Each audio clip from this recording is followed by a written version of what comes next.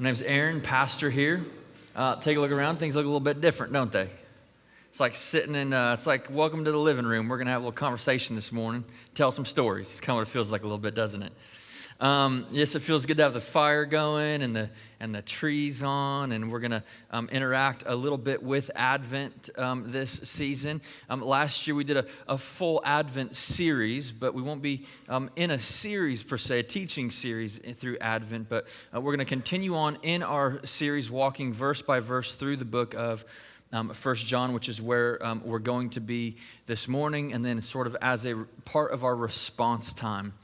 After the teaching and during worship, I'll guide us through a little bit of an Advent response, if you will. If you have your Bibles, turn them to 1 John chapter 3. We're going to start in verse 10. Lord willing, we'll make it to 24. If you don't have a Bible, there's a hardback one somewhere around you, page 1022. Grab that. You'll be right in line with where we're going this morning. This is sort of where we're at right now, is sort of this halfway mark. Maybe not if you kind of look at the balance. Maybe it is. I don't know. I didn't look. But sort of where the conversation shifts a little bit in our time with John here in his letter. The first part, so basically everything that we've looked at up to this point, we would say this is God is light. And then John is urging the church, hey, look to the light, live in the light. We need maybe some course correction, maybe just some adjustments here or there so that we can live in the light and not in the world. And so that's where we spent the first part of our time in 1 John. And then we tip into this second part, if you will, where that says God is love. Fair? God is love. So I sort of want to make sure we kind of make that shift. The first part, if you were a part of it, man, we were putting in some work, weren't we? Like we went pretty deep. Some of it was painful. There were parts that were like, hey, man, I just thought we'd typically skip over those things. They don't feel super great. They're not warming. Like you sent me off with more questions than answers. And then now I think that when we tip over and we look at God's love, I think some profound things are going to happen. Not just as we study together, but I think that we'll become aware of some things in our life and some areas where love went missing somewhere along the way. And then where God in His grace and through His generous Son, we see that love come in. Amen. I love doing weddings. I got a wedding coming up this next weekend for a couple that are partners in our church. I'm super excited about that. But there's something that, the reason that I love weddings is not, there's the celebration. Don't get me wrong, I could throw down on the dance floor on a good day. It'll happen. Ross is getting married next Saturday, you guys. Just saying, you better have a dance floor. And then, but there's just something about it for me that's just so sacred. There's something just beautiful and sacred. It's not just this tipping point where we enter into this marriage season and like, oh, this kind of kicks it off. Oh, here we go. From my vantage point as the pastor, as the officiant of the wedding, I'm looking at this going, man, here is one of the most beautiful displays of God's covenant love for us as people. And there's this opportunity to steer our attention to that, not to just the love and affection that these two people have for each other, but to pause for a moment and go, hey, we're all here because we know that already, but let's just step back for a second and go, what makes this beautiful? What makes this lasting? What makes this not just a promise that might just get sketchy at some point or another, but a mutual exchange of promises between two parties? It is the love of Christ. And so as I'm preparing for their wedding, I'm in the scriptures, and God's taken me to 1 John, where we're going to talk about, we're going to talk about the love of Christ and how that sets them up for their marriage. And primarily, what do we see that comes out of these things? And there's kind of two things that are going to sort of overarch our time together this morning. And it's that love gives and that love serves. Write this down. It's that love gives, and it gives generously. And then love serves, and it serves to no end.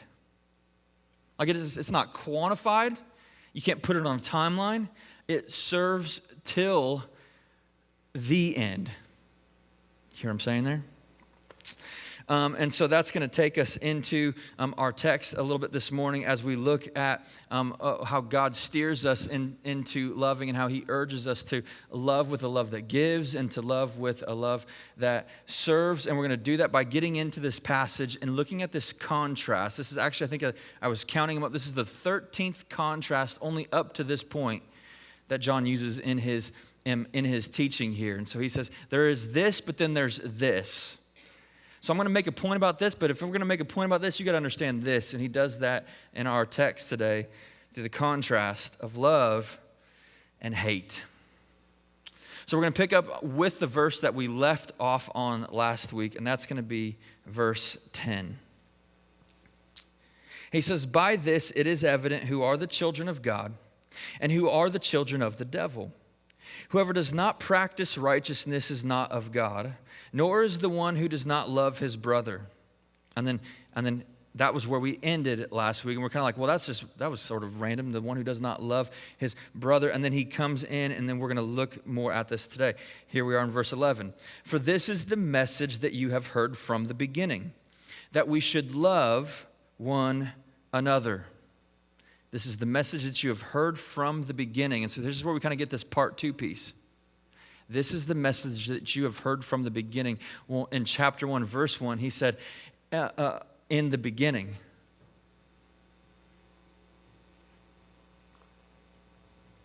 For those of you who haven't spent much time with the Bible, this is a major theme, by the way. That we would love one another, and that they didn't just sort of creep in somewhere along the way where we're like, oh, hey, you know what? Like, that's a good change. Like, let's be pro that change. Let's support that. Let's just start going and that moving towards from the beginning.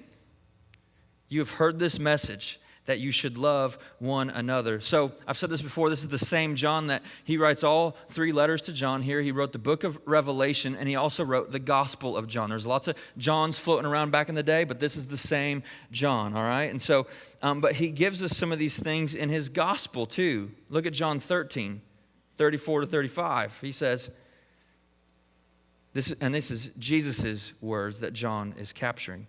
I give you a new command. Love one another. Just as I have loved you, you must also love one another. By this, all people will know you are my disciples. I love this. By this, all people will know that you are my disciples if you have love for one another. Sit on that for a second.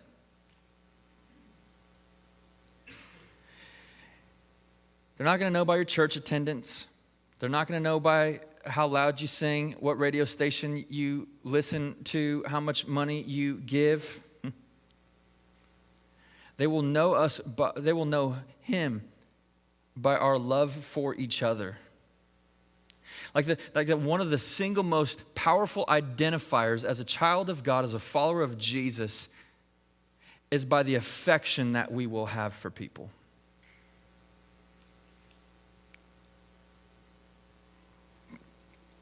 Verse 12. We should not be like, contrast, we should not be like Cain, who was of the evil one and murdered his brother. Good idea. And why did he murder him? Because his own deeds were evil and his brothers were righteous. And so let's just take a trip back into the Bible. This is Genesis chapter 4, and just as a quick overview, we've got Cain and Abel, the first sons of Adam and Eve. And as the story unfolds, they're both working for. They both work. They both produce crops. They both are harvesters. And then when it came time to make an offering to God, Abel brings his offering, and Abel's offering is of his first fruits, the Bible tells us. He brings what's first, he brings what's finest. He does not sort through it and go, hey, this is the best. I'm going to keep this here. And then, God, you can kind of have what I'm probably not going to use anyway. Right? So we talk about this. This is like our theology of giving here. Like we talk about, we don't pass the plate. We don't give so that people can, or we don't give so that it can sort of just fill the functioning of the church. And I say this all the time. It certainly fulfills the functioning, the kingdom function of the church. But for you, that's not why you give. We give as a first fruits worshiper. Does that make sense? And so that's why we respond in worship, and one of the ways that we can respond is through giving. But God says, I'm not a God of seconds, I'm a God of first. Abel brought his first. Now here's Cain, and Cain brings his leftovers, right? And the Bible said that God was pleased with Abel's offering, but he was not pleased with Cain's offering. And then what unfolds in the story? Cain murders his brother Abel.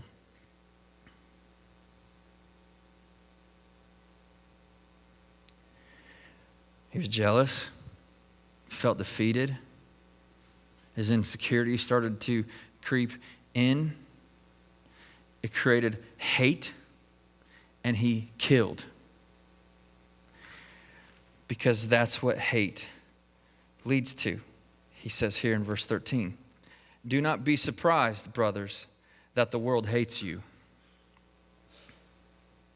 We know that we have passed out of death into life because we love the brothers. Whoever does not love abides in death. And everyone who hates his brother is a murderer.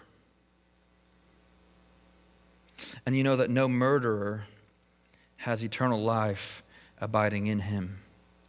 And so he says, you will be hated because you love Jesus. This should not surprise the people of God, right?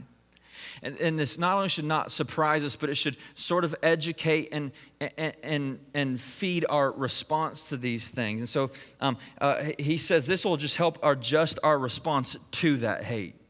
Don't try to avoid that hate. Like if you're going to avoid it, don't walk with Jesus.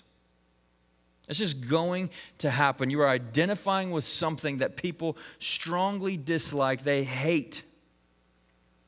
And if you don't want to have any part of that, and if you want to please people, and if you want to satisfy all of the culture, walk away from Jesus. Okay?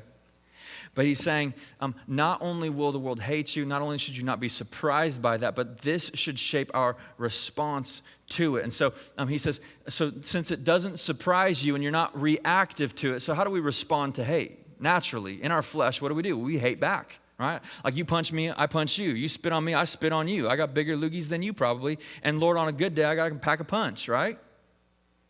Like that's just in my flesh. Like there's something in me that says like, man, if you're going to come at me, I'm probably like in my flesh, I'm probably going to lean in, right? But then he says, you as a follower of Christ, not surprised by this, prepared for this because it's expected in every way. It's going to happen. You are ready for it. The world responds to hate with hate. The follower of Christ responds to hate with love.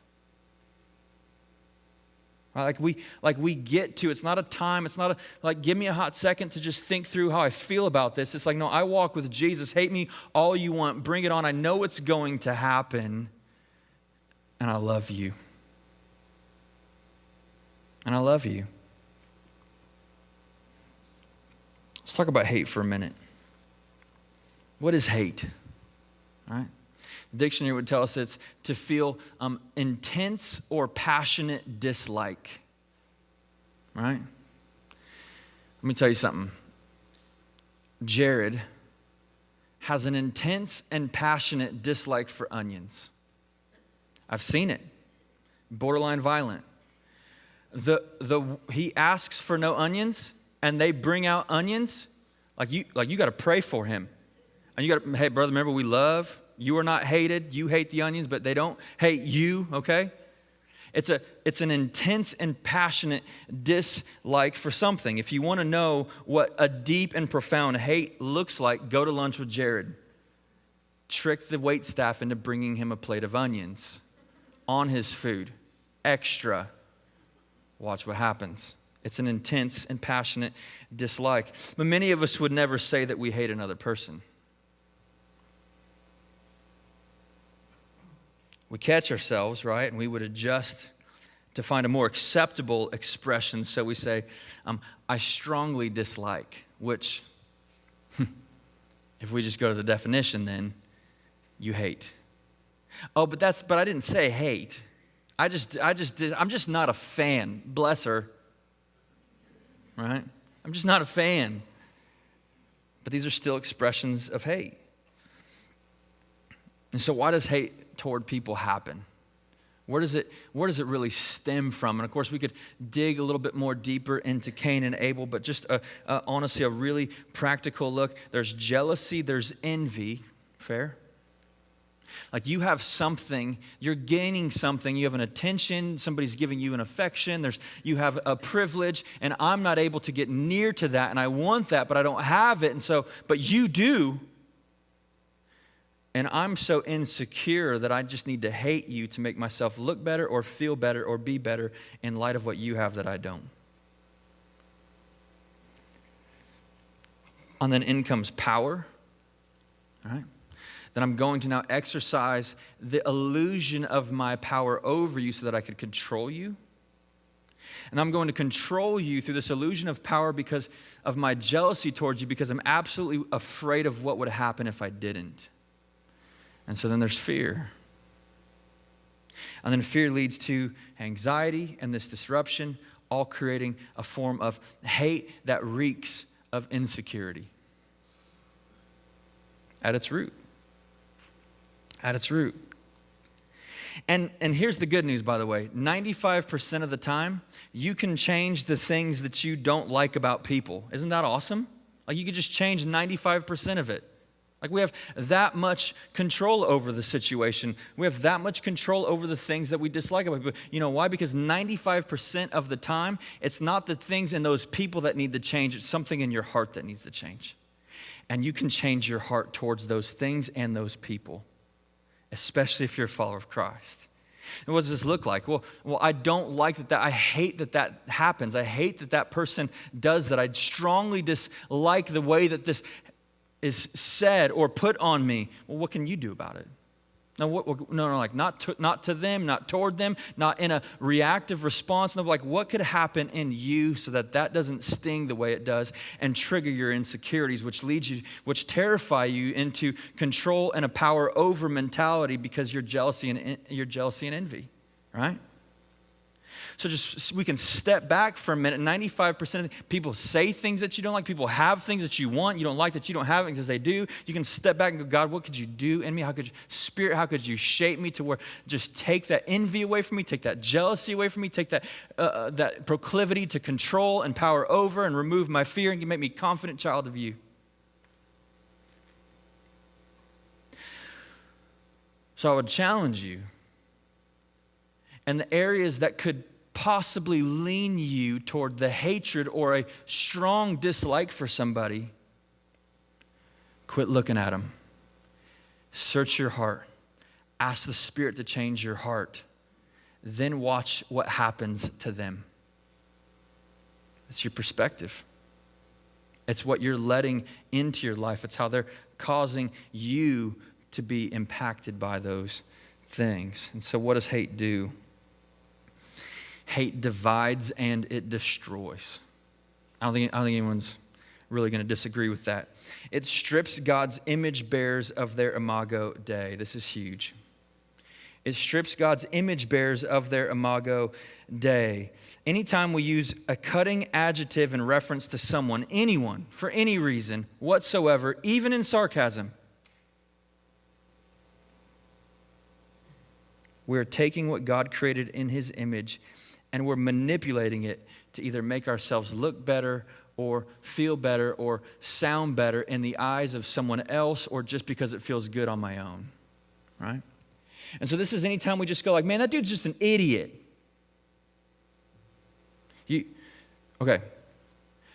She's so dumb. You have no idea, like she's so dumb.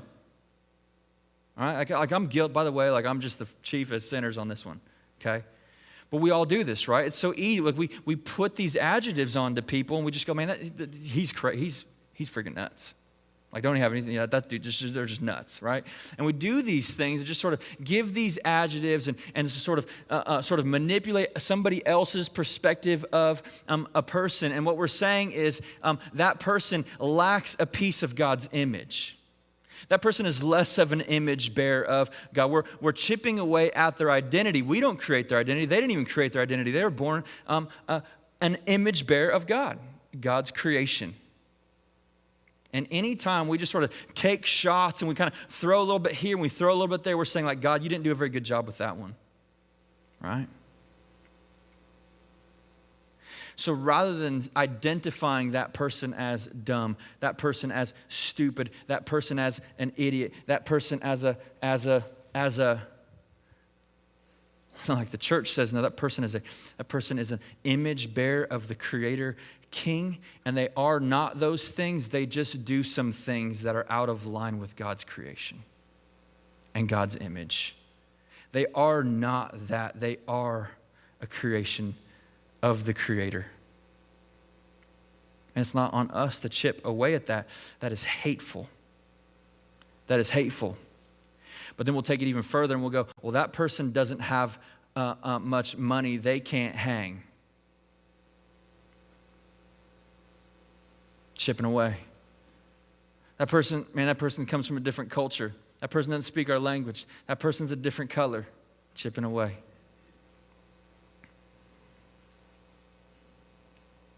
And while many of us would say we're not big fans of hate, I'm pretty sure no one here is driving around with a bumper sticker that says, I love to hate, right? But I would submit that we are blind to what hate does because we're blind to what hate looks like right around us. And furthermore, we're cowards as a culture when it comes to addressing it. We're surrounded by the subtle or the acceptable hate in our culture, right? We go like, man, there's just sort of this violent, dark, wicked hate that we could trace back in human history. And like, man, none of us are fans of that, right? But there's these subtle, more acceptable things that we sort of just let creep in and just they become culturally acceptable. And they become this norm in some ways to where then it doesn't get combated as hate as it should. Like we don't got to look far. We don't have to generalize it as the South. We can just say, hey, Charleston, like listen up. Watch. Do you see these things? Have you read the paper in the last couple weeks? Dr. Mel Brown, heard the name?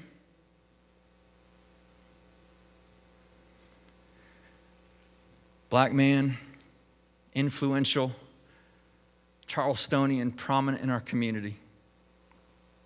Influencer.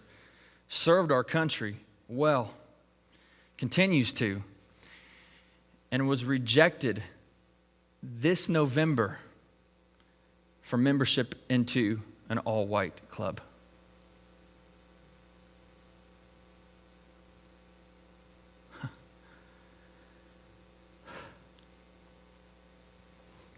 We don't got to look far.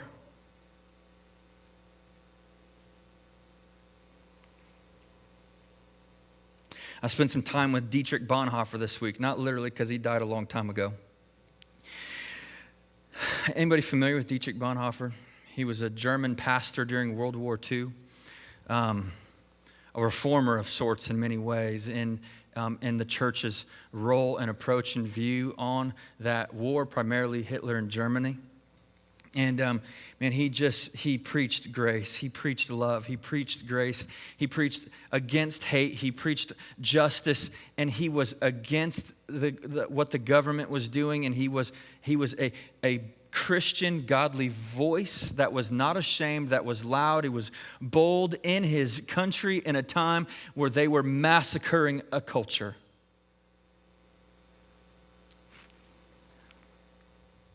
He was a pacifist for a while, and so he said, well, we're not going to respond to injustice with violence. And he drew a fine line between responding to hate with hate, but he said, I could turn my cheek, but I won't turn it on behalf of them.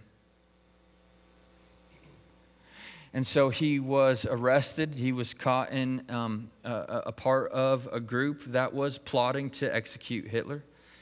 And then he was then executed along with many others for that, as was anyone in the time who was remotely caught in such a conversation. But he says this, and I've got lots from him. He says, silence in the face of evil is itself evil. God will not hold us guiltless. Not to speak is to speak, not to act is to act.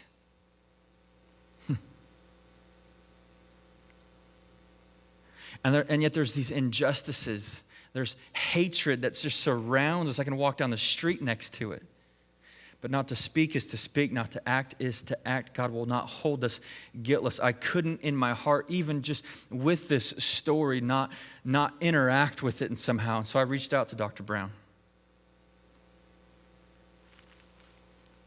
Just to apologize on behalf of our faith community.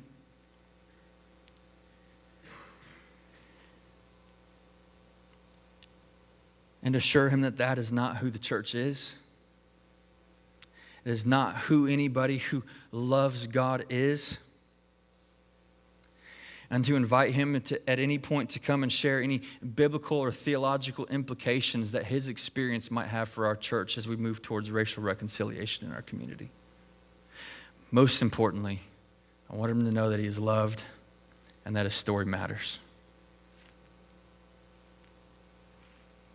Not to speak is to speak. Not to act is to act. And so, let's do this. We're not done. I mean, we're halfway. By God's grace, maybe. I just finished an introduction. Would you just bow your heads for a second? Just a posture of reflection.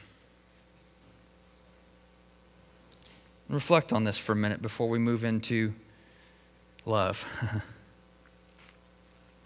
Some of you have deeply rooted political views, and you hate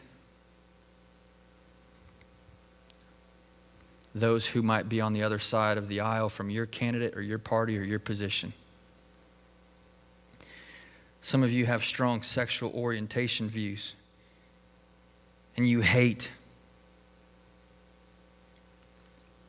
those who might be oriented differently than you, or who would approve of those who might be oriented differently than you. Some of you have strong ethnic and racial views, and you hate through entitlement and an ethnocentricity that is not of the gospel. Those who are of a different color, language, backdrop than you. So just a posture of reflection. Listen to these things. You don't need to write them down. You don't need to just search your heart for a moment. Who do you hate?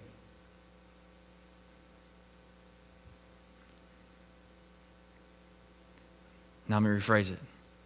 Who do you dislike?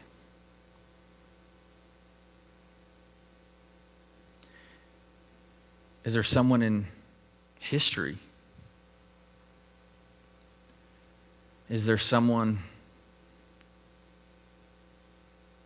indirectly a part of your life that's maybe an influencer of our culture or our lives in some way? Is there someone maybe close to you? Someone who was close to you? And either your hate for them pushed them away or their hate for you pushed you away. Is there someone in your family? A distant friend? Coworker? Colleague?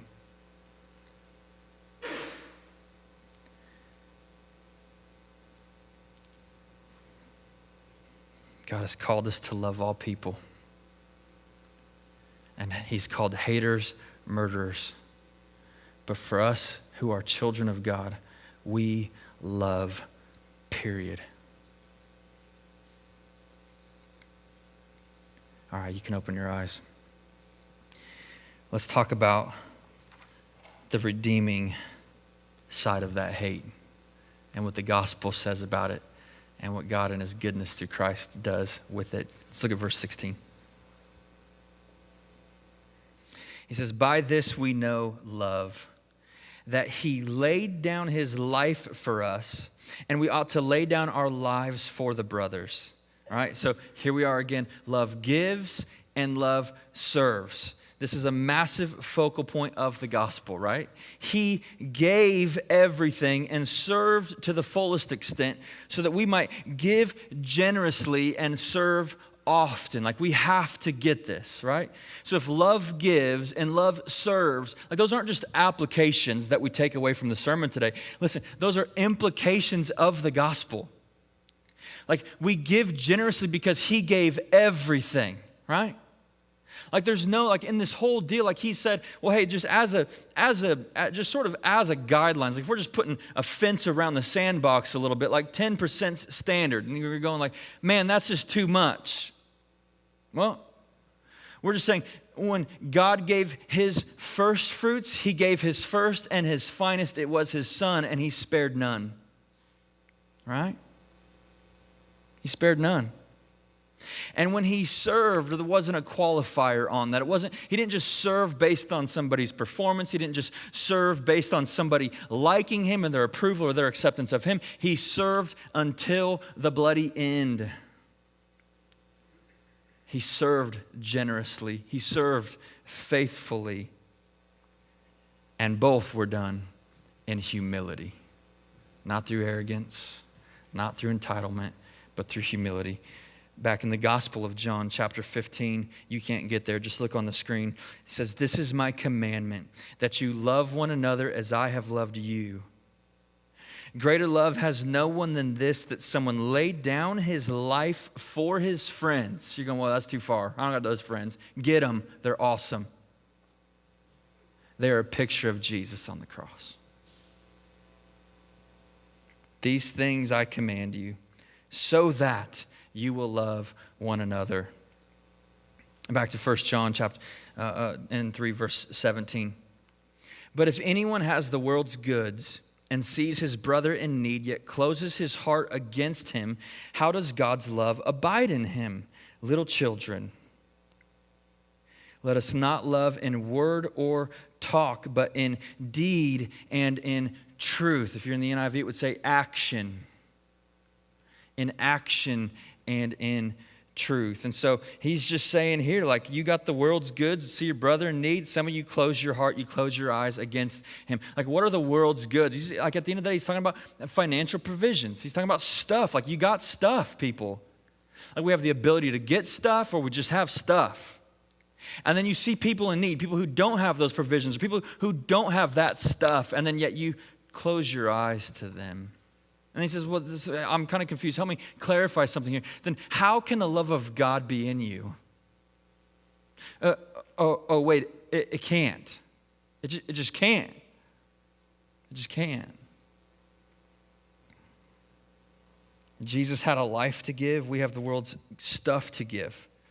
Jesus saw our need and gave his life, but John says there are some in the church who see a need and close their eyes. How does this level out? He just says it just does it doesn't. It's an oxymoron. We're to be the most giving, most generous, most servant-hearted people on the planet because we identify as God's. Period. No one gets to beat us out in that. No nonprofit doing the work gets to beat the church out in loving people and serving and giving generously. Nobody gets to do that. Like, why would we stand for that and not let the gospel and God's image bearers be behind it? How are we doing? How's the church doing? What's our reputation? Love in action means to give and to serve, all while it might simultaneously mean keeping our mouth shut. Right? I've got a fond memory. I was young. I probably wasn't even 8 years old. And my mom would take me, by the way, yesterday was my mom's birthday. You should probably tell her happy birthday. She's here somewhere. I don't even see her in this room. She's probably hiding because she knew I'd say it. Mom, if you're in the lobby, happy birthday. She'd take me these Black Friday sales, right? And she was one of those, like, they make it on the news kind of shoppers. You know what I'm saying? And she'd always take me to Fred Meyer. They had the sock sale. Apparently there's good margins on socks nowadays, or at least there was back then. And it was like the thing. Like, they advertised, like, their Black Friday deal was socks. Like it wasn't 55-inch flat screens. It wasn't like deer stands. It was socks, right? And this was all the rage. We're talking hundreds of people, 5 a.m., back when it was sacred and we didn't go shopping on Thanksgiving. Just saying. Not bitter. You're cool. Don't worry about it. Yeah, don't have my hating. Just strongly dislike it. I have an intense, passionate, no, I'm joking. I should search my heart. I probably do.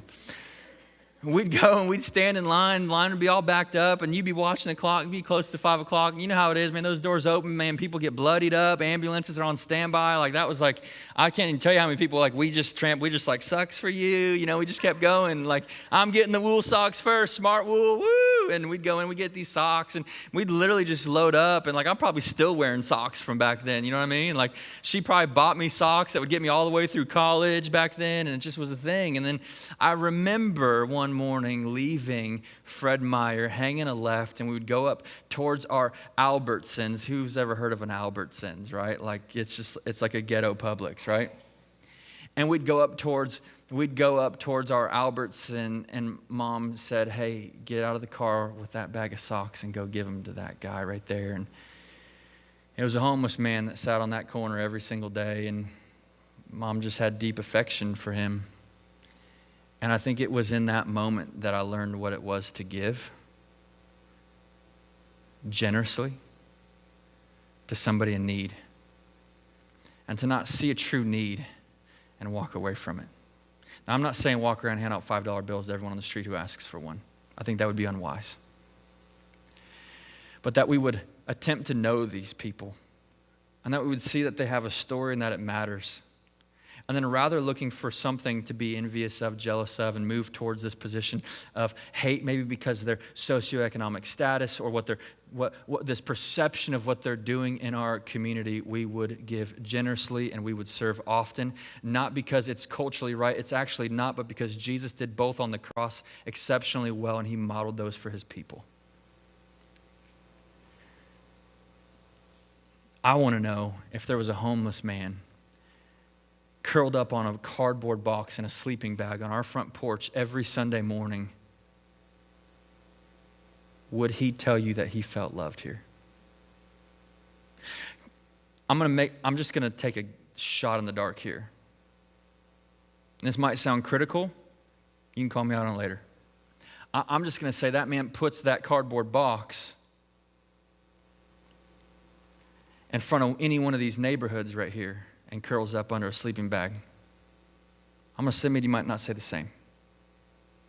But if he's sitting on this porch, and so long as I'm serving here, preaching my face off, nobody walks out of here. No one walks up those steps unloved. I don't care who they are. I don't care what they smell like. I don't care what they look like. I don't care what you know about them. They're loved. Not because they're right, not because it's an obligation, but because it's been given to us as a gift. What more could we give to the image bearers of the Creator? Am I communicating anything right now? Okay. Warren Wiersbe says this: self-preservation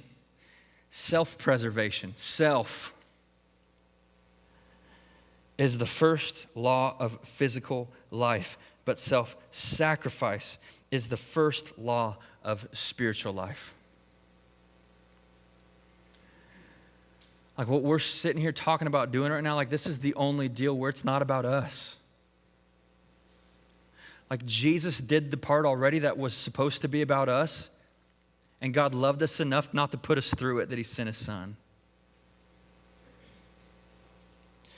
Bonhoeffer says the church is the church only when it exists for others.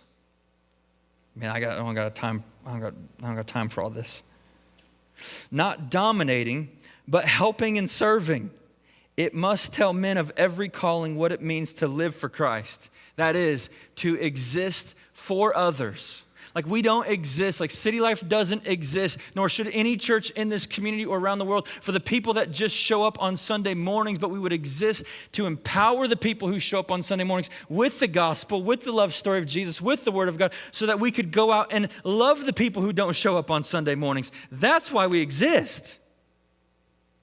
That they would know, not just so that we would get fat on Scripture. I went to, I call this the bar experiment. 2 days ago, I went in the middle of the day and I sat at a bar nearby with the sole purpose of saying, I'm going to engage in conversation. I'm going to walk in. I'm going to sit at the bar. I'm going to be an extrovert, which shows you know me. It's a huge challenge. And I'm going to engage in conversation. And you know how it goes around here. Like, hey, what do you do? What do you do? And rather than sort of making up some safe version of kind of what I do because it's awkward and it's just not popular, and I could just kind of maybe say that like I make lights, or we're starting a co-working space in the area. I'm going to go in. I'm going to be like, I'm a pastor here, and I absolutely love it. And I'm just going to stir up some conversation and see what happens. And so I go up and I sit at the bar and I order my salad and my drink, none of your business. And I'm just looking around, I'm like, hey man, how are you, dude? You have a good day? I said, man, I'm not picking, but it just looks like you're maybe doing some construction in the area. Oh yeah, I'm a contractor doing this, that, and this and that, and this and that, and cool.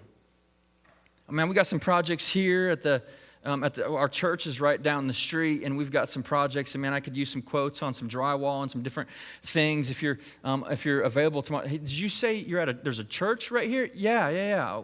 What are you doing with the church? Well, I serve as the pastor at that church there. You're a pastor?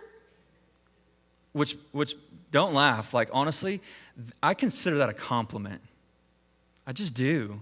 Like I love it when people giggle a little bit and they look at me and there's that judgment that's like, there's no way. you're lying, right? Like that's sick and this is funny. No. It's kind of sick and funny, but no, I really am a pastor. And I love it, man. We're right down the street right here. Bartender walks up. Did I just hear that right? You're a pastor? Yeah, I am. I love it. We're church right here down the street. Hey, guys, I'm just kind of based on your response. I'm curious, what's your view of the church, pastors? How does that strike you? Because I'm just saying, like you just already, like you started that conversation, not me. I just told you what I did. Well, man, I think they're for themselves.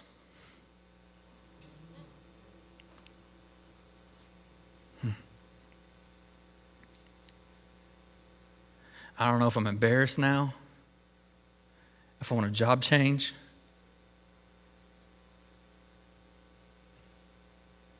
They're just for themselves. What does that mean? Well, help me. I'm not disagreeing with you. I've been around some goofy church folk long enough to know that you're probably not making that up. I've seen it myself too. But can you give me a little bit more here? Well, man, they just say they're all about helping. They want to serve. They want to. I kid you, I'm not making this up, y'all. But man, when we see them come in here, that's not what we see. My man over here is like, yeah, man, it just wigs me out, man. It's like it's just like, honestly, he's like, man, if I could just say, like, look, man, no offense. Like 6 fireball shots in, right? Not him, not, just so we're clear. And no offense, man, but honestly, they just seem like they're in their own world. They kind of got their own thing. And somebody like me can't fit into that. Hey, man, will you come give us a quote? Would you come to the church? And yeah. Stood in here and hung out with them for an hour the next day. Just hoping that maybe that picture would shift just a little bit for him. I'm praying for her. My fear is that they're both right. That they're both right. Followers of Jesus don't love from a place of entitlement. We love from a place of humility. Any love that comes out of entitlement is a false, selfish love that might fool others in the church who wear the same facade, but people far from God can see it coming a mile away. And so, what does this look like? I mean, the classic example, I sat there for 2.5 hours, by the way, and just talked. Best sermon prep I ever did in my life. for 2.5 hours, and it's the classic. I've heard it 100 times from Food and Bev. Man, nobody wants to work on Sunday. That crowd don't tip after church. Man, they come in here all dapper, man. They don't want to come. Man, they're going to come in here, and they're just, why? Because, man, they're critical of everything. They complain about everything, and they tip next to nothing. That we're categorized, church, like we're categorized as a people who go out and we can't even tip on par with the rest of the community on Sundays after church or any other time. But rest assured, they're watching the church go out to eat on Sunday, y'all. Right? They just are. Like, here's the standard. It's 20%. That's a baseline. That just is, right? So like if you're a 10% baseline, I'm going to raise that for you. And here's why. Like this isn't just like, hey, I'm just going to pick at how you tip when you go out to eat. Here's why. Like the people of God do not give, they do not serve based on somebody else's performance, how they look, or how they identify. And we don't quantify it based on how we think that goes or what we see that the Bible says about those things. And here's why. Because we pick at Jesus, we continue to sin, we spit on the cross, we profane his name, we deny him, we humiliate him, we abuse those who love him, and yet he still died for us. And not after we got it all figured out, but before we even did, he still died for us and said, you are loved, and that's called grace. That's what that is. And so he didn't die for me after I got it figured out. I'm not going to tip if the food isn't perfect, however that goes. If the performance is terrible, they're getting 30%. Because so was mine, and Jesus gave 100%.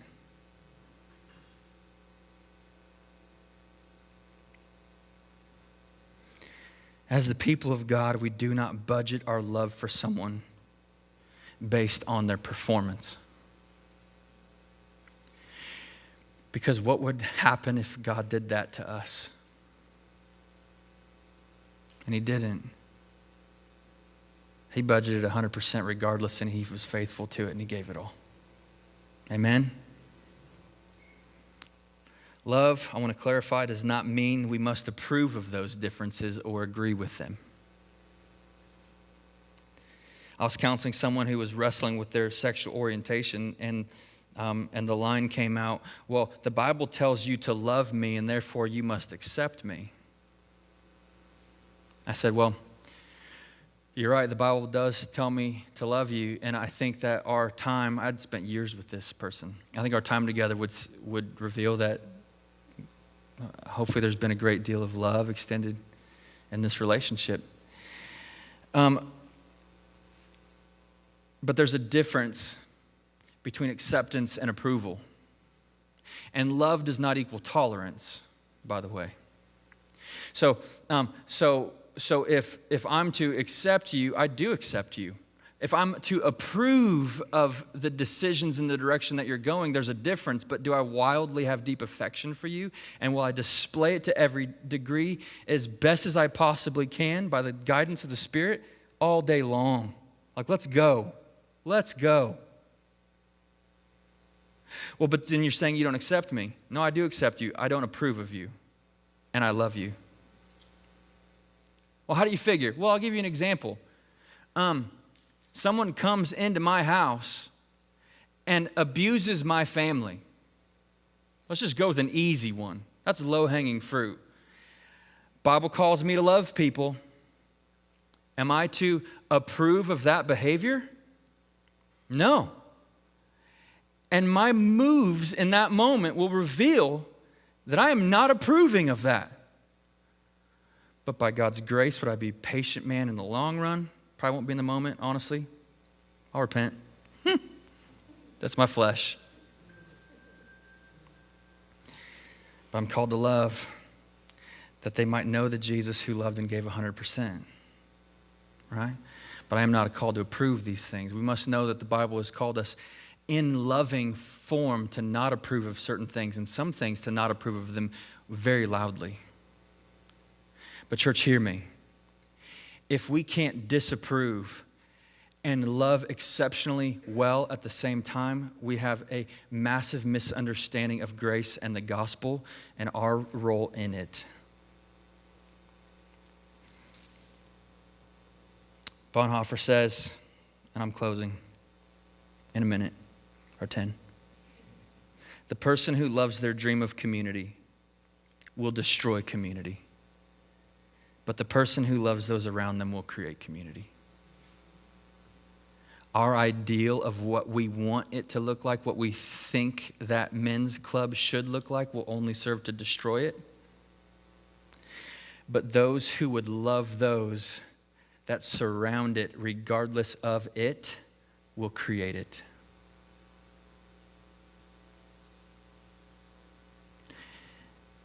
And then it just holds that love changes everything, doesn't it? An absence of it certainly changes everything, and an abundance of it changes everything. I might have shared this before, the story of Lynette Squeaky Fromm, 14, maybe 16-year-old girl. I'm pulling this out. I don't have the facts straight probably on that.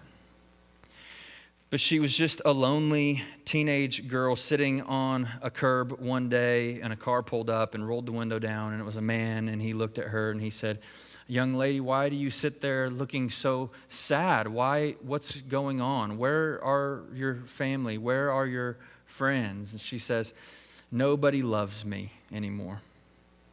Nobody loves me anymore. I'm here by myself, and nobody loves me. I don't know what to do. If only somebody would love me." And he says, "Come with me. I will love you more than you could ever imagine." And she gets in the car with Charles Manson. And she became a part of the Manson family, and then spent the better part of her life in prison for the attempted assassination of President Gerald Ford. And does it not hold true that whoever loves them first will have them first? Church, listen to me.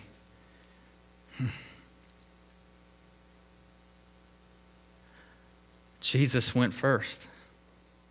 He loved first. Maybe somebody in your life didn't, but he went before them. So everybody gets loved. Everybody gets Jesus. Because he went first. He gave it all. He served to the end. We get him. We get love. Love one another. We bow your heads.